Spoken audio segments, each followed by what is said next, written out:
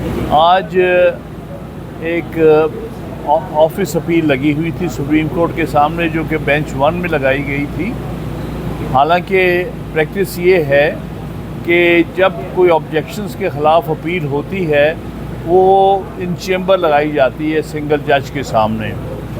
वो हर सूरत एक अनयूजुअल चीज़ थी कि उन्होंने फिर भी बेंच के सामने लगाई जहां जुडिशल मैटर्स जाते हैं। लेकिन हमने ये समझा मुनासिब कि इन हालात में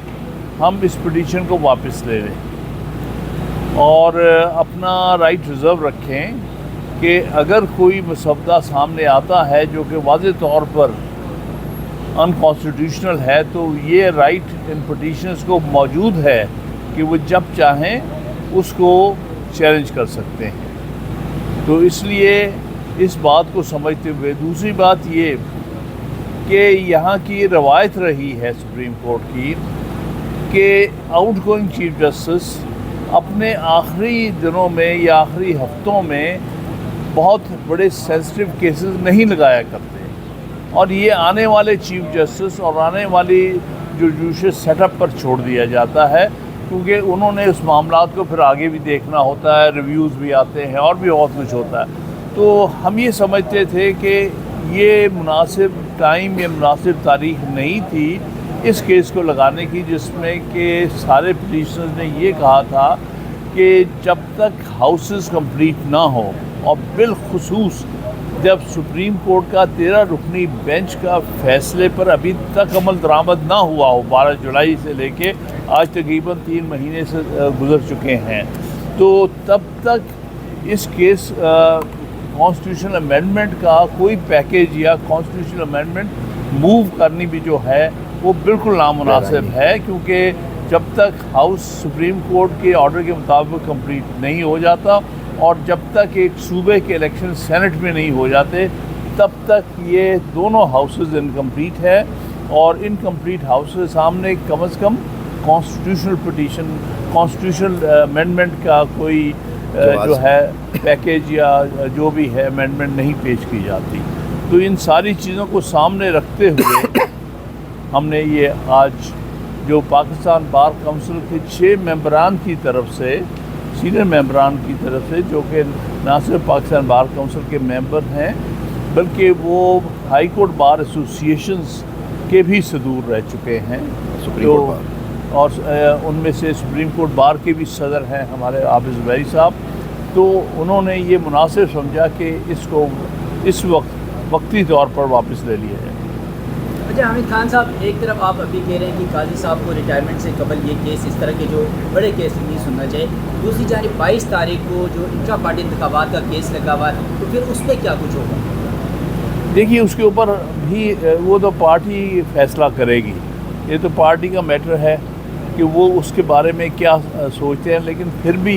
ये एक बहुत अहम चीज़ है, कंसिडर करनी चाहिए पार्टी को भी कि आया एक आउटगोइंग चीफ जस्टिस को इस किस्म के सेंसिटिव केस सुनने चाहिए कि नहीं। हामिद खान साहब, ये तो आपका कहना है कॉन्स्टिट्यूशनल अमेंडमेंट्स अभी पेश नहीं की जानी चाहिए, पास नहीं की जानी चाहिए, लेकिन हुकूमती इत्तेहाद है वो तो इसके बरखिलाफ हो सकता है कि किसी हफ्ते में ही इनको बिल पेश किया जाए और पास भी कर लिया जाए। इस वाले से आपने क्या स्ट्रेटजी बनाई है? PTI ने कुछ तो लाया तैयार किया होगा? देखिए, हम समझते हैं कि PTI या फॉर दैट मैटर किसी भी कॉन्स्टिट्यूशनल जो पार्टी है, पॉलिटिकल पार्टी, उसको किसी चीज़ को जल्दी में नहीं करना चाहिए, क्योंकि आइन जो है ये कौम की अमानत होती है और कौम की अमानत में इस तरह से ख़यानत हो जाती है जब आप जल्दी उसमें तब्दीली लाने की कोशिश करें। हम समझते हैं सिर्फ पार्लियामेंट का काम अमेंडमेंट नहीं है, बल्कि ये सारी कौम का राइट है, क्योंकि ये डॉक्यूमेंट कौम का है और इसमें सारी बार बिलखसूस बार जो है पाकिस्तान के 2 लाख से ज़्यादा वकला का भी बहुत बड़ा स्टेक है। तो इस बारे में कराची कन्वेंशन में जो परसों था, उसमें मुनीर मलिक साहब ने सजेशन दी थी, जो कि अडॉप्ट की है, कि आप पर फ़र्ज़ है कि अगर आप कोई आइनी पैकेज ला रहे हैं तो आप हर बार एसोसिएशन को भेजें और उनको टाइम दें, उनसे अपना रिस्पांस लें कि वो क्या कहते हैं। इसको करने से पहले इसी तरह हम समझते हैं कि सिविल सोसाइटी की जो तंजीमें हैं, ह्यूमन राइट्स की जो तंजीमें हैं मुल्क में, उनकी भी आरा लेनी बहुत ज़रूरी है। इसको जल्दी में रात के अंधेरे में इसको पास करने की जो कोशिश थी, ये मेरे ख्याल में दुनिया की तारीख में पहली दफ़ा हुआ है कि एक आईनी पैकेज जो है रात के अंधेरे में लाया गया हो, ये लाने की कोशिश की जाए, पता भी नहीं किसको, और किसी को पता नहीं। और जो लारे वाले कह रहे थे कि हम ला रहे हैं, उनको खुद नहीं पता कि तो ये पैकेज क्या है। हामिद खान साहब, अभी तक जो मौलाना फजलमान साहब का जो मुजद्दद तरामीम के हवाले से ड्राफ्ट सामने आया है, वो एक आइनी बेंच की बात कर रहे हैं। क्या पाकिस्तान तहरीक इंसाफ आइनी बेंच के लिए एग्री है? देखिए, आइनी बेंच जो है वो तो उसमें तो कोई हर्ज नहीं है, मैं समझता हूँ, मैं अपनी राय दे रहा हूँ, क्योंकि इंडिया में भी आइनी बेंच है। उसका कॉम्पोजिशन बड़ा वाज़ेह है कि पहले 5 जजेस पे मुश्तमिल होता है, और वो 3 ख़ास तौर पे जो हम ओरिजिनल जो सेक्शन है उससे मुतल्लिक़ होता है। आर्टिकल जो 184(3 हमारा, आर्टिकल 184(1) या 186, उस हद तक बनाने में कोई हर्ज नहीं, बल्कि ये तो वकला की तरफ से बारहा डिमांड हुई है ताकि ये चीफ़ जस्टिस की ऑप्शन नहीं होनी चाहिए कि अपनी मर्ज़ी का बेंच बनाए 5 जजेस का, और कोई 15वें नंबर से किसी को उठा ले, किसी को 10वें नंबर से उठा ले। बल्कि इंडिया में एक क्राइसिस हो चुका है। एक दफ़ा एक चीफ जस्टिस ने सीनियर मोस्ट जजेस को इग्नोर करके एक कॉन्स्टिट्यूशन बेंच बनाया था, जिसमें उसने मर्ज़ी से नीचे से जज लिए थे। तो जो 4 सीनियर मोस्ट जज थे सुप्रीम कोर्ट के, उन्होंने प्रेस कॉन्फ्रेंस की थी कि ये इसकी रूह के ख़िलाफ़ है कॉन्स्टिट्यूशन बेंच के। सो लिहाजा कॉन्स्टिट्यूशन बेंच में कोई हर्ज नहीं है, बल्कि ये वकला की हमेशा से डिमांड रही है, और लेकिन शर्त ये है कि वो 5 सीनियर मोस्ट जजेस पर मुश्तमिल है। और हमारी डिमांड ये भी है कि जो चीफ जज सीनियर मोस्ट